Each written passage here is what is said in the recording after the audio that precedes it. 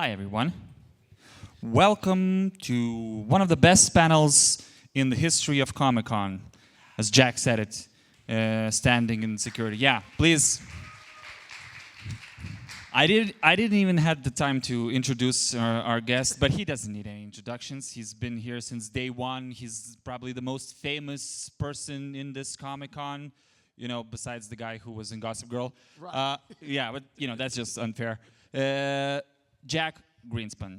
Please give a bit more applause. Thank you, thank you.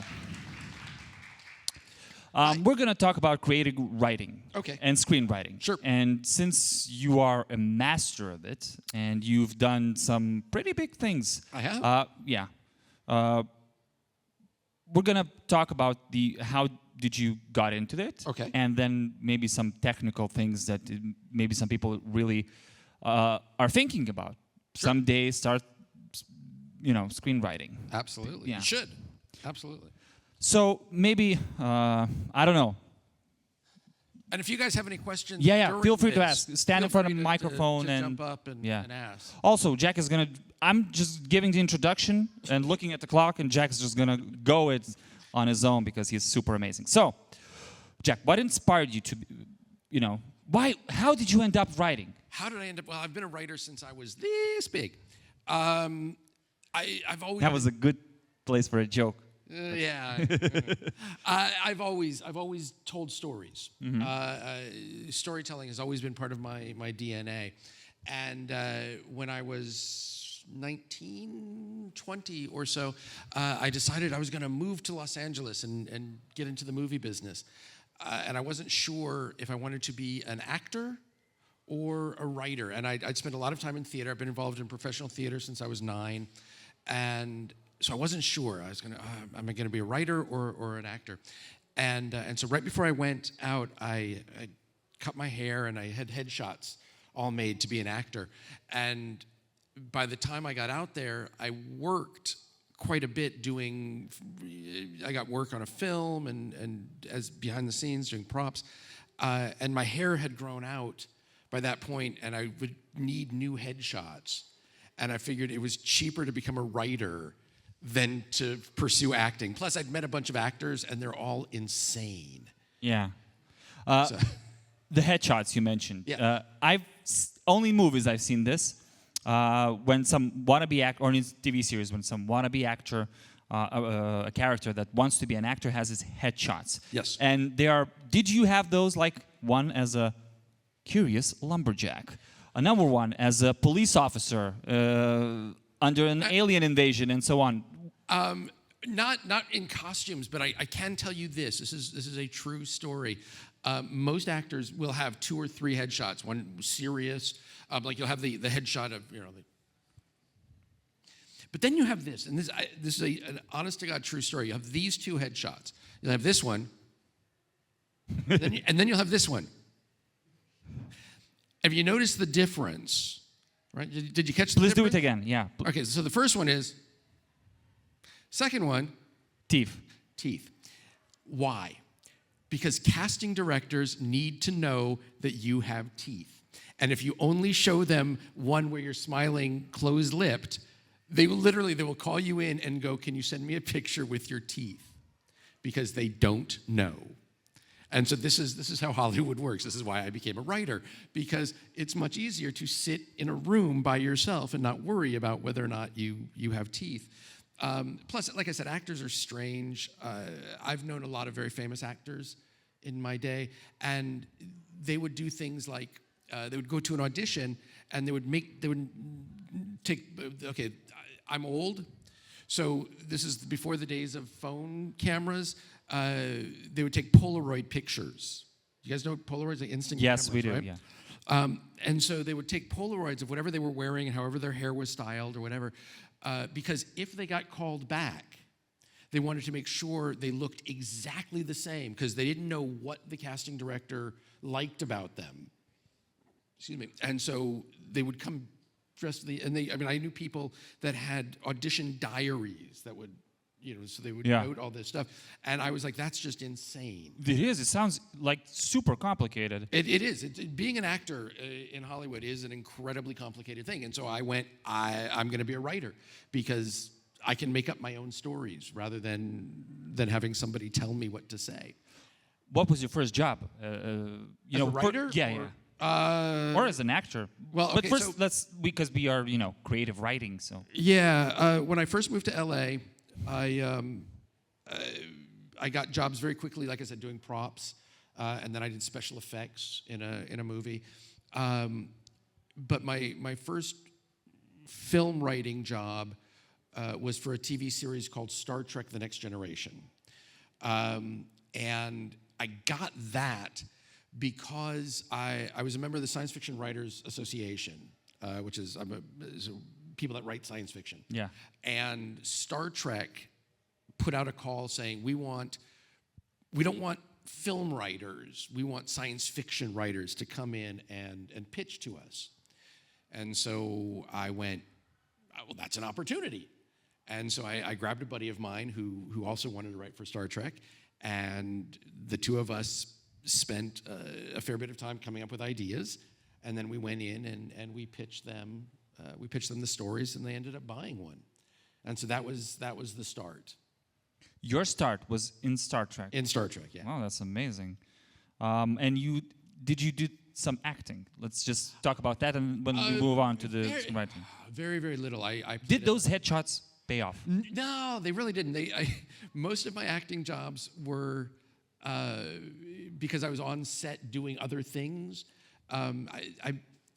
This is really, really embarrassing. I did a movie called Frankenstein General Hospital, which is known, TV Guide dubbed it the worst Frankenstein movie ever made. Oh my God. Yeah. So, still something. The best thing was I met a guy on that show named Leslie Jordan, who later on became really, during COVID especially, became really internet famous. He was a little Southern gay guy, and really funny, just really, really sweet. But he was on that movie playing Igor, the Igor figure. And what ended up happening was the guy, they needed a dead body for him to pull the brain from. Yeah. And so that was my acting debut, I was the dead body in the coffin, yeah. Is it difficult to act dead? It is. They fired the first guy. What? I was actually the replacement because the first guy couldn't keep his eyelids from fluttering. And so they were like, this guy he doesn't look dead, so can you be dead? And I'm like, sure. Amazing. And so they said, okay, so they made me up as a punk rocker, gave me a mohawk, and put me into a coffin, and I just had to sit there with my eyes closed. That is amazing. I never thought I was going to hear that somebody got fired because they couldn't act dead. But yeah, see, the things you learn at Comic-Con Baltics. You worked, let's say, internationally because you worked in Lithuania here as well. A bit on some screenwriting, am I correct? Yes and no. I worked on a show called The New Adventures of Robin Hood, which filmed in Lithuania. Yes, but I never came. I was never here. Okay. I used to make jokes. It's funny. Before I came to Lithuania, I used to make a joke because people would say, "What do you write?" And I said, "Well, I wrote for The New Adventures of Robin Hood." I said, "The season that I wrote for didn't air in America, but in Lithuania, I am like a god." And that was just it's a fun little line because nobody knew where Lithuania was or what Lithuania was. And then I came here and I went, "They don't treat me like a god. I'm going to have to change that line." But yeah, I'd never been here until I actually came here in 2008 on traveling, and then I moved here in 2011. But when I did move here in 2011, I was able to hook up with all the Robin Hood people and kind of become part of the group that worked on the show that I had been writing for from LA. There's a lot of Lithuanians working here on that show, but that show was the production was American or it was British? It was American. It was American, and we were told as writers, you can have as many extras as you want. If you want the entire Hun army to run down a mountainside and attack Robin Hood, you can do it. as long as they don't have lines. Because at the time, Lithuanian actors weren't terribly great at speaking English. And so they were like, they had to bring in actors from the UK or from America, and that was expensive. So they're like, you could have 2 people that had lines, but you could have as many extras doing whatever you wanted. So it's like, all right. So we were big battle scenes, but tiny little character bits. Okay, so you don't really feel... that's one difference that you talked about, because it's about the people. You worked in a country that people didn't know English language very well, so you had to adapt a bit as well. You moved here 2011, like 15 years ago. I don't want to be rude or anything because I love Lithuania, but how does that happen? Really? It's sort of a more sophisticated way of asking why, but how does that happen, really? Because now you work at a university and so on, and you're a face of the Comic-Con, and everybody knows you. Please come in. It's it's really poor life choices on my part that ends you up here. No, I love it here. I had backpacked around Europe in 2008. Long and complicated story, and I kind of fell in love with Europe. And I had a friend who is Lithuanian who said, come to Lithuania, move to Lithuania. And she helped me find my job. And so I actually came to be a professor at VDU. And then through that, I ended up meeting the Comic-Con crew and got here. But I also, when I came here, I taught several semesters at Lithuania Music and Theater Academy. I taught screenwriting. I teach screenwriting at VDU. If you guys want to learn screenwriting, come to VDU. It's in Konus. I know it's a trip, but you can do it. But so I came to be a teacher, and then all the rest of it has kind of followed. Let's move on to the screenwriting itself. Sure. I'm going to ask it pretty simply. I will open it for you when I ask the question. What's the first step? In screenwriting? Yeah, because even we can talk about Star Trek, you know. You pitch the idea, right? How does that happen? Imagine that I'm a guy, a random guy, maybe or maybe not. I have a screenplay in my computer and I want to, pitch it somewhere, or maybe I want to write it one. I was going to say, because those are 2 very, very different questions. Yes. I just need my time to open the bottle. That's right, all. fair enough. Here you go. Okay, so if you've already got a screenplay, well done. The hardest thing about writing is finishing. Most writers are really, really good at starting a story or a project or something like that, and really, really crap at finishing one. Screenplays are even more difficult to finish because you never know when they're done. If we were to get into a structural conversation, screenplays are divided into 3 acts generally, and most screenplays tend to be 3rd act light, because you put everything into the 1st act, because you've got all these really cool ideas about something. We're going to do a screenplay about Comic-Con, and so all the ideas that you have tend to be 1st act ideas. It's all the really cool stuff, and then it's the development of the characters, and you get into plot complications and conflict. And by the time you get to the 3rd act, which is, if I've got any video gamers here, right, that's where you get into the level boss kind of fights, right? And you're out of ideas because you've already hit all the really cool ideas earlier in the movie.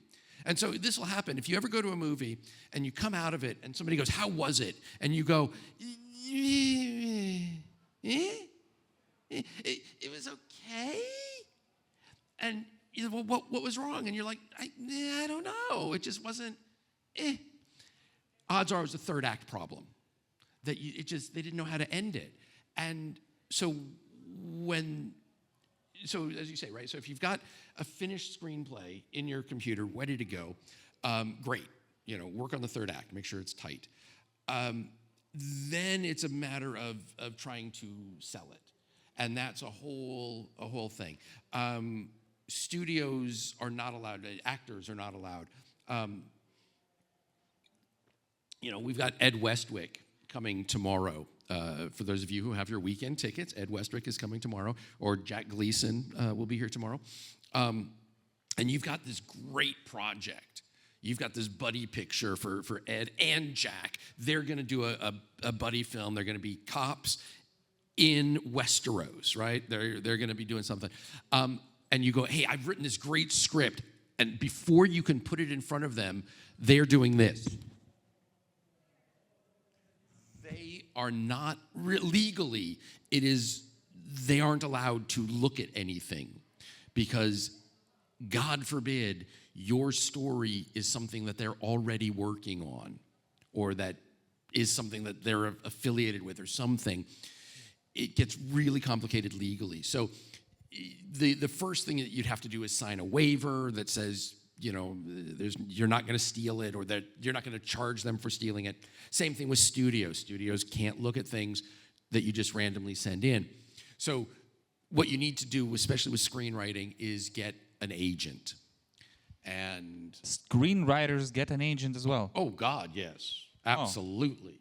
And they get taken advantage of just as much as actors do. So you didn't have to get headshots, but you have to make lots of copies of your screenplay. You need an agent, and not just for hashing out contracts and stuff, which they are also good for, but they're the ones that get the calls. With Star Trek, it was a different thing, but they put out a specific call saying, we want you, if you are a member of the Science Fiction Writers Association, you are allowed to come in. But that was the only reason. Like my buddy that I wrote it with, he wasn't a member, so he couldn't have gotten in without me, right? So that was how I got in, was because I already had this pre-existing relationship. But otherwise, you need an agent who is going to represent you to the studio. And very often what you'll do, like if you wanted to write TV, I don't even know what the big shows are right now, but so let's use Game of Thrones. We've already mentioned Gleason. When Game of Thrones was at its height, right, about 4 seasons in or so, what would happen is if you wanted to be a writer, you would write an episode of Game of Thrones, what they call a spec episode. You're writing it on speculation. You're writing the episode knowing that it will never be filmed. You're never going to make any money off of it. But the purpose of it is to say, I know how to write somebody else's characters. I know how to tell stories. I understand the character of Joffrey Baratheon, right? I understand the character of Ned Stark. I know he was dead by the 4th season. Spoilers. Sorry. Right? But so you're able to, right? The same thing with Star Trek. We got, when we said we'd like to come in and pitch for Star Trek, they actually sent us... Somebody's using the chips. They literally... This is awesome. Don't worry about it. They're dead. They're dead. They're already dead. They're already dead. Oh, man, I'm going to lose sleep tonight. They sent us an envelope that was about this thick. That was, because we were writing for the final season, and so it included a synopsis of every episode that had gone before. It included character breakdowns of every character that appeared, not just the main characters, but every minor character. And this was my favorite, it included, because it was Star Trek, science fiction show, it included a technological breakdown as to if I wanted to send somebody through a transporter thing, it was how you did that. The specific language that you used for going, all right, energize, but all the stuff before that, and dilithium crystals and all that kind of stuff. And so when you write, if I was going to write a spec Star Trek script, I would get all of that information and then write an episode that shows I know those characters. The idea being is that your agent will then take that Star Trek script and they'll take it over to the Game of Thrones people and say, look, he understands how to write characters, he understands fantasy, whatever. And then they'll hire you, or they'll invite you to come and pitch for them to write their show based on the fact that they know you can write the show. In fact, when I got the call to go do Robin Hood, I've been talking to a producer, and we were chatting, and she said, "What do you have?" And so I sent her a script that I had written, a film script, and and then later on she called me up. She's like, "Would you'd like to come in and pitch to us?" I said, "Yeah." I said, "Did you like the script?" She goes, "Yeah." She goes, "All I really needed to know was that you can write. Once I know you can write and that you understand how to tell a story, again, right, first act, second act, third act, that's all I need to know in order for you to come in and pitch to us." And so that was... That sounds, you know what I was thinking about? That that friend of mine that we were talking, that one friend that I have. The one friend. He's a screenwriter as well in Lithuania. And sometimes, especially in Lithuania, when they make a TV series or something, maybe it's because of low budget or something, the producers, hire him before because they know he's a good writer. And they just tell him a rough idea, and it's up to him to develop the characters and so on. And does that happen a lot? It depends. Low budget, certainly. I got hired once to write a movie called 25 Ocean Drive. And the movie, there was no movie. They were selling it. They were selling the movie. They're trying to pre-sell foreign rights in order to get the money to pay for the movie. But they had no script. They showed me a movie poster, and they said, "Can you write this movie?" And I was like, "Sure." And so I wrote the entire movie based on this poster, which in itself was based on a high-end fashion magazine out of Miami. And so, what's more difficult, to develop the characters that have already been developed? You have characters, you have their lines, you said even technical language, right? And something it's just a rough idea. What's more difficult?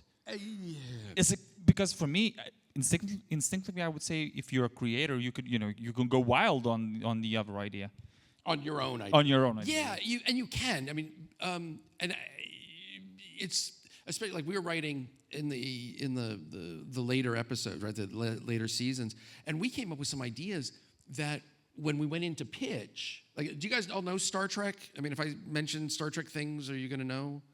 Right. So we had come up with an idea that they were orbiting a planet, and some of the kids on the planet were playing transporter tag, which is they would open up a bunch of transporter beams and then kind of jump through and try to see how far they could get, right? Rather than just go point A to B, they were going point A to B to C to D to F, like skipping stones.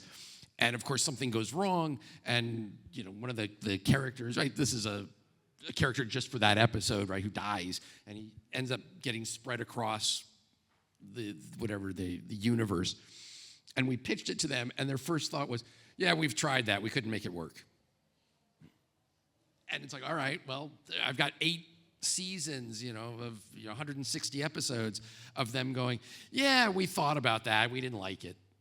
It's like, all right. So, you get things like that where it's, where you're dealing with the staff and they're going, "Well, we had something like that, but it wasn't right, and we couldn't figure out how to make it work." It's like, okay. Whereas if you're doing your own thing, then they've got nothing to base it on. So you can do whatever you want, and you can create whatever you want, which is fun. So I mean, they both have their pluses and minuses, because if you are creating something from scratch, then you've got to create everything from. You've got no backstory to draw on, no things like. One of the reasons that we got the list of all the characters, and you guys probably see this if you watch a long-running show, where come episode, or season 10 or something, all of a sudden this character who didn't show up, showed up in episode 2, season 1, comes back. And that's because the writers were like, I don't know, what do we got? Start flipping through stuff and go, "Oh, we haven't used that character in a while. We set them up that they were, the brother of a character that's died in 3 seasons back, but they were off in the Amazon doing medical research. Let's bring them back and find out what's happening." And so you've got that kind of history. Whereas if you're doing your own thing, you've got to make all of that up. You've got to have all of that kind of backstory built into it. Does that happen a lot? Because even in the Marvel universe right now, okay, so Wolverine is dead. Yeah, but Well, you know, which yeah. Wolverine? Yeah, exactly. So some characters, some things, you know, they get recycled. Yeah. Does that happen a lot or no? Well, I mean, yeah, like in a long-running series, sure. And comic books are really, I mean, they're a whole different thing because comic books, we always like to joke that comic books are authorized fan fiction. Because nobody that's writing comic books now, like the classic characters, are the originators of those characters. Sometimes they'll originate aspects of the characters, but they're not the originators. They're all just doing fan fiction. They're, you know, it's like somebody went, ooh, I've got a great idea for a Spider-Man story. And then they call up Marvel and say, I've got a great idea for a Spider-Man story. And then they go. No, well, it depends on who they are. Yeah, if you're nobody, then no. But yeah, I mean, if you're already a comic writer, if they know you, oftentimes you'll do crossover things. If you were writing, like I've got a friend who writes all of the Dune books. If anybody reads, not the original Dune, but Frank Herbert, who wrote Dune, died, and his son Brian Herbert took it over, and he writes all the Dune books with a buddy of mine named Kevin Anderson. And so Kevin actually called me at one point, and this is years ago, and he asked me how to break into screenwriting because he was a New York Times bestseller writing fiction, but he'd never done screenwriting. And he's like, I think it'd be fun. But because he's a New York Times bestseller, he can go to his agent, and his agent can call a TV agent and go, hey, we got this guy who wants to write, you know, an X-Files script. And they go, yeah, sure. So, you know, or do a comic or whatever. He just, yeah, so. It's going to sell at least the first series itself. Yeah, a bit. So it's already name recognition. The same way that nowadays actors are executive producers. Well, that's a whole different thing. But yes, no. But you get actors now. Actors, you have to put your follower count. If you are, yeah. So in LA, if you want to be an actor, they want to know what your follower count is. Now, it doesn't mean anything. One of my favorite stories recently, which has nothing to do with any of this, but Billie Eilish was contracted to write her autobiography because, you know, she's 23 now. She has a lot of life to live.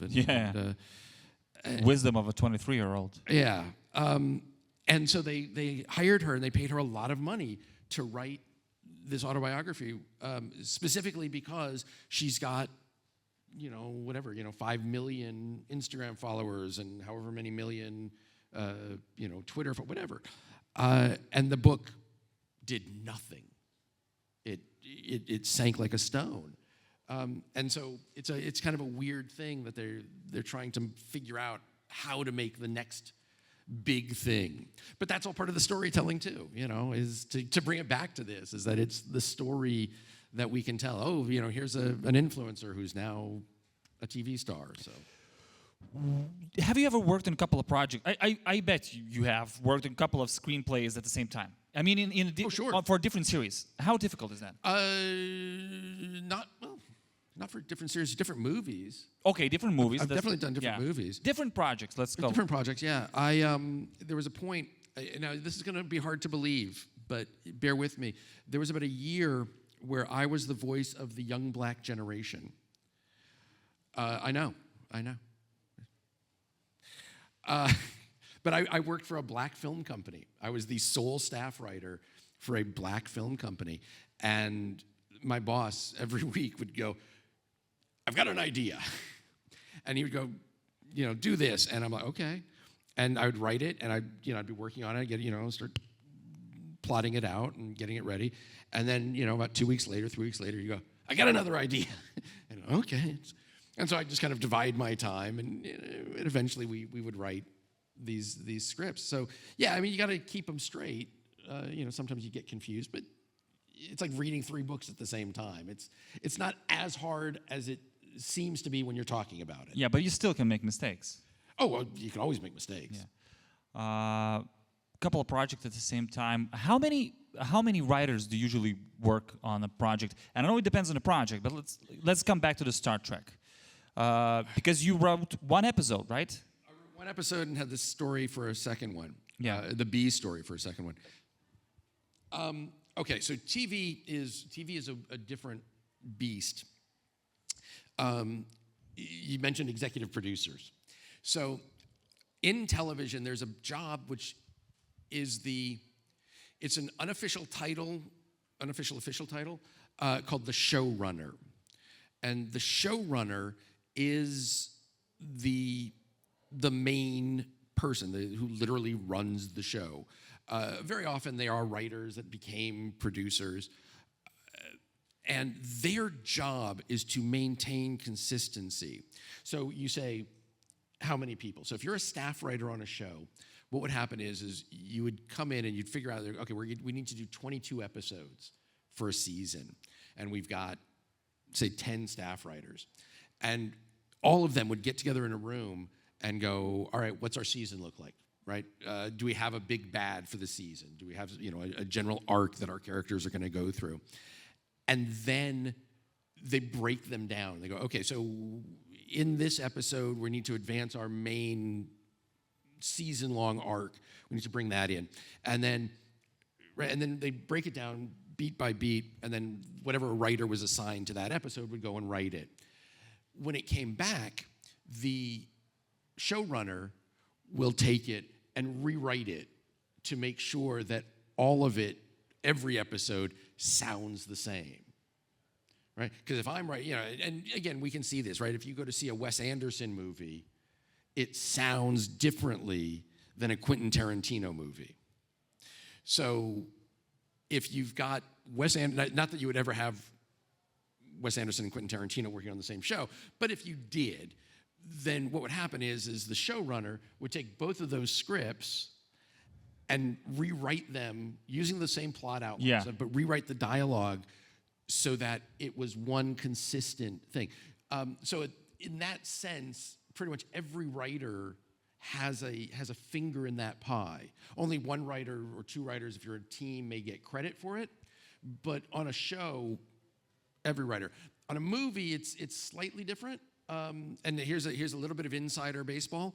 If you see a movie that has the writers, and it says that it was written by Ignis and A-N-D, Jaq. That means that Ignis had the idea, and they fired him, and Jaq took it over. If it says Ignis and ampersand, right, that little and symbol, that means we worked on it together. Which is why you can get things that would be, right, Ignis and Jaq and A&D, Ritas, whatever. We had the idea, we got fired, and then somebody else finished. And then somebody else finished it. Yeah. Okay, that's. And then you have uncredited Carrie Fisher, who played Princess Leia in Star Wars. Her for the last 20, 30 years of her life, she was an uncredited script doctor, where they would hire her to take somebody else's script and punch it up and make it funnier or make the dialogue better and do all of this. And there's no credit, no place on it does it say, additional dialogue by Carrie Fisher, but she got paid lots of money for it, so. Dialogue. From a viewer's perspective, I think that when the movie hasn't got even a book, and if the dialogues are, boring, everything's boring. How important is the dialogue? Or am I stretching a bit? No, absolutely. The dialogue is the most important thing. Everything happens in dialogue, almost.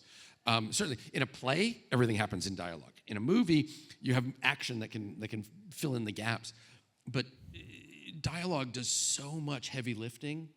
I teach screenwriting, and I always show there's a couple of scenes from movies that I show, or TV shows. There's one TV show that I show. It's a TV show called The West Wing, and I show a 2-minute scene from the 19th episode of the second season. I think that's what it is.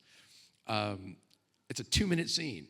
But in that 2-minute scene, you find out, it's 3 people, you find out who they all are, what their names are, what their relationship is with each other, what their personalities are, how they know each other, how they work together. I mean, so much information just in the dialogue. And then just for more fun, I do a 57-second scene from Casablanca.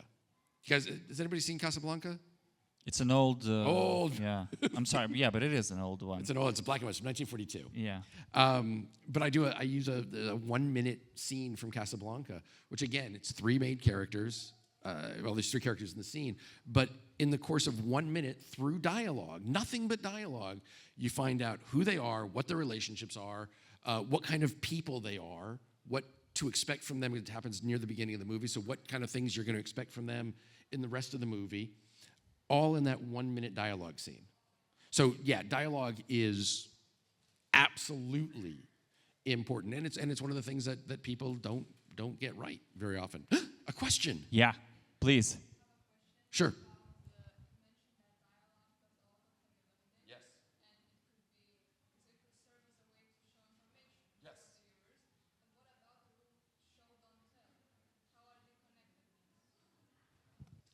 Good question.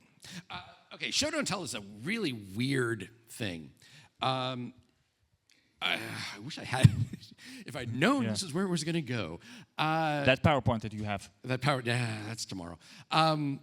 Show don't tell. Okay, so in the Casablanca scene, just to give you an example, in that Casablanca scene, there's a moment where you find out it's a girl and 2 guys. The girl has been in love with one of the guys, and he's rejected her. The other guy is in love with the girl, and the girl is drunk.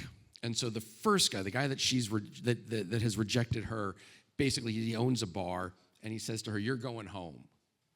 You're going home." And he says to the other guy, he says, "Take her home. Make sure she gets home safe." And the guy's like, "Yes, boss." And I explain this to my students when I talk about it. It's like, you look at that, and if you think about it, we've all probably had situations where we've been dumped, we're drunk, and now we feel like lashing out. And here's this guy who's in love with her, and he knows that she is about to make a really big mistake. If he goes home with her, she has the opportunity to make a really big mistake. And the first guy says to me, "Make sure she gets home safe." He's like, "Yes, boss." And then he says, "And come right back." And, "Yes, boss." And in those lines, we get the idea that the first guy, even if he doesn't want to be with her romantically, even if he's just dumped her, does care about her and doesn't want her to make a mistake. Cares about the girl enough that he's going to send his guy to take her home and make sure he comes back. And the guy understands the boss and knows that it would have been wrong, and so he's going to pull down. So in that scene, in just those couple of lines, there's nothing specific that says, don't go home and sleep with her because she's drunk and take advantage of her, because that would be telling. But the showing is finding the minimum number of words in order to get the much larger point across. Does that make sense? Okay. Yeah. Yeah, okay. Yes, okay, good. Maybe you have some more questions. If you do, please stand. I thought you were getting up for a question. Oh, you scared me. Okay, later. No. Tomorrow, maybe tomorrow, or on Monday. Just call me. Yeah, of course. Sure. It's fine. Email. These days, seems like everybody's doing podcasts and live shows and so on, and it feels like scripted scenes, script in general, writing is passé. Yeah. How do you feel about that? I think it's wrong. I think that narrative, and that's what it all comes down to, I think narrative still exists. I think we all want stories. We want good guys and bad guys. And stories are incredibly important.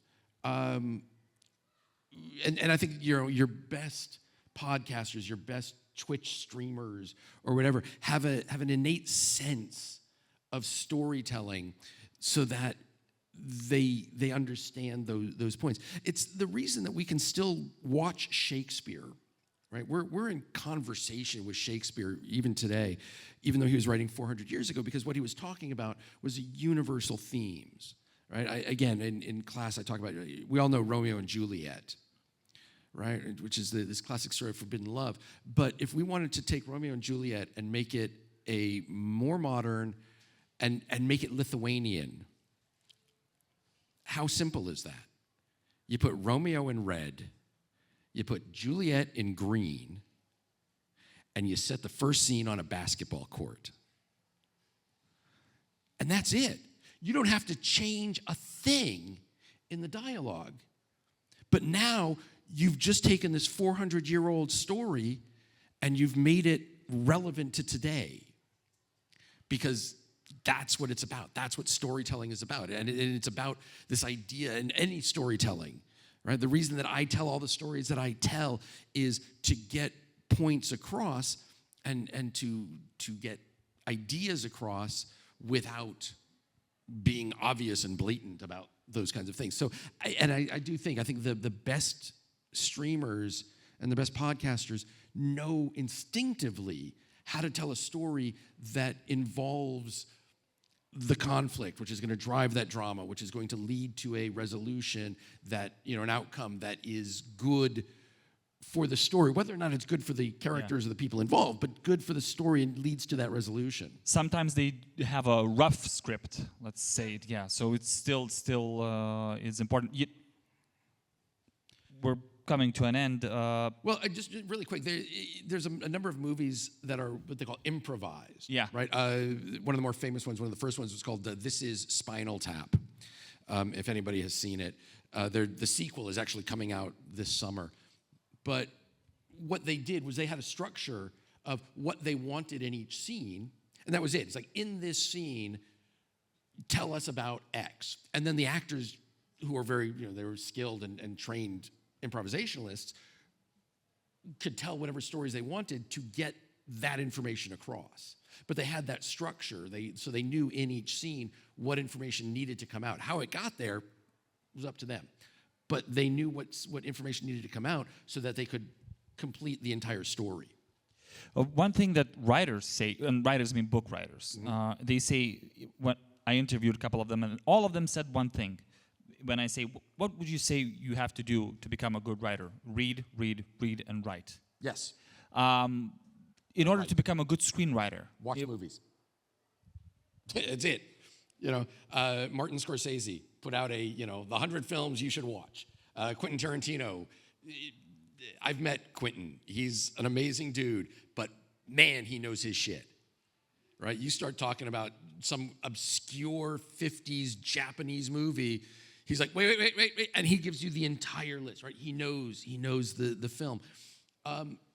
And so, if you want to be a screenwriter, watch movies, read screenplays, but watch movies and break them down. Make notes, saying, okay, what happens when? And there are a ton of good screenwriting books out there that can help you with this, but nothing beats watching a movie and going, okay, this, then this, that. My wife hates it because we'll be watching a movie and I'll click the little thing to tell you how long the movie, right? And I'll do it. And she's like, why did you do that? I said, because that was the break into two. That was our point where we broke into the second act. And I just needed to check how much time we were in. And she's like, yeah. And then I'll do things like, I go to the bathroom. And she's like, do you want me to pause? And I'm like, no, I'll tell you what's going to happen while I'm gone. And she's like, how do you do that? I'm like, because I understand the structure. I know how it's supposed to work. And if it doesn't work that way, then you're going to be disappointed. So this is what's going to happen. And I come back and she's like, yeah, you were right. That's exactly what happened. And it drives her nuts. But the more you watch, the more you learn, the more you understand that, which makes you, and then you're able to take that idea and twist it so that other people don't get it, but they still follow the same, but still get into the same structures. So maybe you have some questions from the audience. Are you ready for your question? Anybody have a question? Yes. Because we will record for the after movie and this is for the DVD extras. Okay. Yeah. So when you finish your screenwriting, okay, yeah, and you send it out, what's like, and you see the final result. how different is it? And is it like you imagined? Very rarely. There's a movie called The Stuntman, which is one of my favorite movies. And it's about a stuntman, it's about a film set. And at one point, the director says, we should call Sam, the screenwriter, in, because I think we left a line or two of his dialogue in this scene. And that's it. While the writer, the word is the most important thing, the writer is the least respected person in Hollywood. Because everybody thinks they can write and everybody thinks that they can change, it's like, I wrote that line for a reason. There's a point to it. And the actor is going, no, but I want to say, instead of this whole big long line, I just want to say, I love you. And it's like, no, that's not how it works. But yeah, depending on where it is, but very often lots of changes happen, very often on TV especially. With our episode, we wrote it and we keep joking that all they left in was one particular conflict and a big metal door. We had a big metal door in the script, and they kept that, so that was good. But a lot of other stuff got changed for various reasons. Our story, one of the stories that we pitched was about a fan getting obsessive, like a Star Trek version of Misery, because science fiction fans can be a bit obsessive. And they bought it, and the first thing that the producer said to us was, we got to take out that whole fan stuff. And it's like, but that's the entire story. And it's like, well, let's change it. And so we adjusted it and changed it. And so there's all sorts of reasons that they might want to change things. And again, that first pitch session really was just an audition. It was, okay, we know you can write, now write the stuff we need you to write. So there you go. You want to ask? Yeah. Finally. I have a lot of questions, but... Just one, no. Yes, a simple one. When you are writing a script, are you always using Courier font? Me? Yeah. Well, I use screenwriting software now, so it's a little bit easier. But very often, yeah. And there's reasons for that. There's reasons to use Courier font. I won't get into a whole font discussion, but yes, I will use Courier font. That's an idea for the next Comic-Con panel. Font.